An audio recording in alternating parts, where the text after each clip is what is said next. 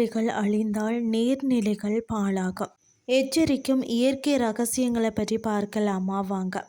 நீர்நிலைகள் ஏரிகள், குளங்கள், ஆறுகள், சதுப்பு நிலங்கள் சார்ந்து வாழும் கொக்கு நாரை, நீர்காகம், கூளைக்கடா, அது மட்டுமில்லாமல் முக்குளிப்பான் மற்றது காட்டு வாத்துக்கள் போன்ற நீர் பறவைகள் தான் ஒரு பசுமை சுற்றுச்சூழலின் மிக முக்கியமான தூதர்களாகும். ஒரு நீர்நிலை ஆரோக்கியமாக இருக்கிறதா இல்லையா என்பதா அங்குள்ள நீர் பறவைகளின் எண்ணிக்கையை வைத்து தான் கண்டுபிடித்து விடலாம். நீர் பறவைகளால் நமது பசுமை சுற்றுச்சூழலுக்கு ஏற்படும் முதன்மையான 5 நன்மைகள் என்னன்னு சொல்லி பார்த்தீங்கன்னா, ஃபர்ஸ்ட் நீர்நிலைகளின் காவலர்களான நீர்ப்பறவைகள் நீர்நிலைகளில் உள்ள இறந்த மீன்கள், தவளைகள், புழுப்பூச்சிகள் மற்றது அழுகும் கரிம பொருட்களை உணவாக உட்கொள்கிறது. இதனால் என்ன நன்மைன்னு சொல்லி பார்த்தீங்கன்னா, இவை நீர்நிலைகளை தூய்மையாக வைத்திருக்க உதவுகிறது.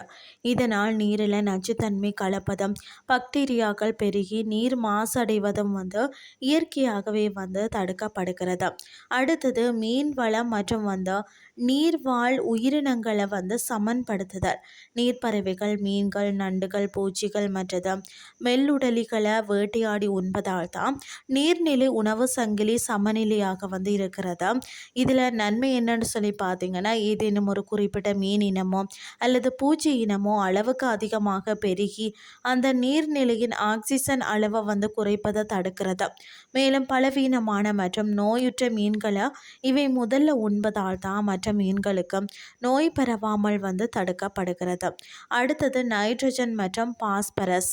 என்னென்னு சொல்லி பார்த்தீங்கன்னா, நீர்ப்பறவைகளின் எச்சம் நைட்ரஜன் மற்றும் பாஸ்பரஸ் போன்ற ஊட்டச்சத்துக்கள் நிறைந்தது. இவற்றுள் நன்மை என்னன்னு சொல்லி கவனித்தீங்கன்னா, பறவைகள் ஏரிய சுற்றியுள்ள மரங்களில் தங்கி எச்சமிடும் போதும் அந்த ஊட்டச்சத்துக்கள் மண்ணிலையும் நீரிலையும் கலக்கின்றன. இது நீர்நிலைகளில் உள்ள மிதவை நுண்ணுயிர் தாவரங்கள் மற்றும் சுற்றியுள்ள தாவரங்கள் செழித்து வளர உதவுகிறது. இந்த பசுமை தாவரங்களை நீரை சுத்திகரிப்பதில் முக்கிய பங்கு வகிக்கிறது. அடுத்தது விதை பரவலில் நீர்ப்பறவைகள் ஆற்றும் பணி. பல நீர்ப்பறவைகள் நீர்வாழ் தாவரங்களின் விதைகளையும் பழங்களையும் உணவாக உட்கொள்கிறது. இதனால் ஏற்படும் நன்மை என்னன்னு சொல்லி பார்த்தீங்கன்னா, இவை ஒரு நீர்நிலையில இருந்து மற்றொரு நீர்நிலைக்கு அல்லது வேறு இடங்களுக்கு பறந்து செல்லும் போதும் தங்களின் எச்சத்தின் மூலம் அந்த விதைகளை பரப்புகிறது. இது புதிய இடங்களில் பசுமை சூழல் உருவாகவும் சதுப்பு நில தாவரங்கள் அழியாமல் பெருகவும் வழிவகுக்கிறது. அடுத்தது பார்த்தீங்கன்னா, பூச்சி கட்டுப்பாடு மற்றும் விவசாய உதவி. நீர்ப்பறவைகள் நீர்நிலைகளை ஒட்டியுள்ள விவசாய நிலங்களுக்கும் பெரும் நன்மையை செய்கிறதாம். அந்த நன்மை மிகவும் அவசியமானது.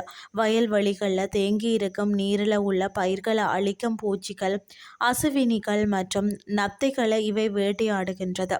இதனால் ரசாயன பூச்சிக்கொல்லியின் பயன்பாடு குறைந்த இயற்கை விவசாயமும் பசுமை சூழலும் பாதுகாக்கப்படுகிறது.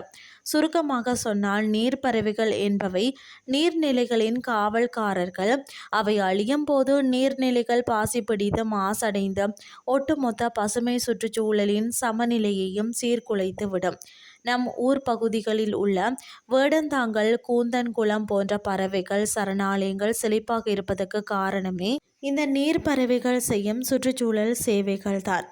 இன்றைய கிறிஸ்டி உங்களுக்கு பிரயோசனமாக அமைஞ்சிருக்கும்னு சொல்லி நானும் நம்புகிறேன். இதே மாதிரி மற்றொரு கிறிஸ்டியின் வாயிலாக உங்களை சந்திக்கிறேன். நன்றி.